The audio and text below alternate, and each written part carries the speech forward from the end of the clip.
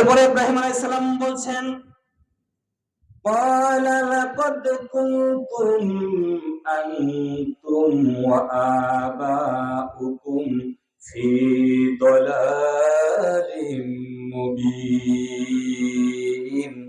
আমি তো তোমাদেরকে এবং তোমাদের পূর্বপুরুষ যারা ছিল সবাইকে স্পষ্ট ভ্রান্তির মধ্যে দেখতেছি। তোমাদেরকে আর তোমাদের পূর্বপুরুষ যারা ছিল সবাইকেই তো আমি ভুল পথে দেখতেছি, কারণ এটা সঠিক পথ নয়, এটা তাওহীদের পথ নয়, এটা হচ্ছে শয়তানের পথ, তাগুতের পথ। আমি তোমাদেরকে স্পষ্ট ভ্রান্তির মধ্যে দেখতেছি। এখন তারা বলতেছে, ক্বালু আজিতানা বিল হক আম আনতা মিনাল লাইবিন। ও ইব্রাহিম, তুমি যে বলতেছো আমরা ভুল পথে আছি, তাহলে তুমি কি আমাদের জন্য কোন সত্য কোন পথের সন্ধান নিয়ে আসছো নাকি তুমি আমাদের সাথে ঠাট্টা করতেছো?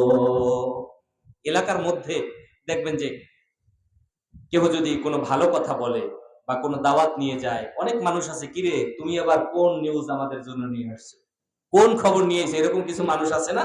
তারা এইভাবে বলতেছে, তুমি আমাদের জন্য আবার কি নিয়ে আসছো? আমরা তো যুগ যুগ ধরে এই কাজ করে আসছি, তুমি কি আমাদের জন্য অন্য কোনো কিছু নিয়ে আসছো নাকি আমাদের সাথে মশকারি করতেছো, ঠাট্টা করতেছো? এভাবে বলতেছেন। ইব্রাহিম নবী বলছেন, ক্বালা বার রাব্বুকুম রাব্বুস সামাওয়াতি ওয়াল আরদিল্লাযী ফাতারাহুন্না ওয়া আনা আলা যালিকুম মিনাশ শাহিদিন। ইব্রাহিম আলাইহিস সালাতু ওয়াস সালাম বলছেন, আমি সেই রবের দাওয়াত নিয়ে তোমাদের কাছে আসছি। যখন তারা একটু শান্ত ছিল, মেজাজ খিটখিটে না, একটু স্বাভাবিক, তখন বলছে, আমি তোমাদের জন্য এমন একজন রবের পক্ষ থেকে দাওয়াত নিয়ে আসছি, যিনি আসমান এবং জমিনের একচ্ছত্র মালিক। তিনি হচ্ছেন রব, যিনি তোমাদেরকে বানিয়েছেন, যিনি আমি ইব্রাহিমকে বানিয়েছেন, যিনি আসমান বানিয়েছেন, যিনি জমিন বানিয়েছেন, যিনি সূর্য বানিয়েছেন, চন্দ্র বানিয়েছেন, পাহাড় বানিয়েছেন, সাগর বানিয়েছেন, নগর বানিয়েছেন, গাছপালা বানিয়েছেন, তাম কুল কায়নাত যিনি সৃষ্টি করেছেন, তার পক্ষ থেকে আমি তোমাদের কাছে দাওয়াত নিয়ে আসছি। সুতরাং মূর্তির পূজা করা যাবে না, একমাত্র সেই মহান রবের ইবাদত করতে হবে বলে সুবহানাল্লাহ দাওয়াত দিয়ে দিলেন।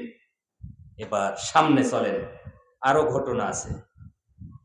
এই যে আমি তোমাদেরকে যে দাওয়াত দিলাম, আর একজন রব আছেন, একজন শক্তিধর পাওয়ার রয়েছে, তার উত্তম সাক্ষী আমি ইব্রাহিম। কে বলতেছেন? ইব্রাহিম। তার সাক্ষী আমি ইব্রাহিম।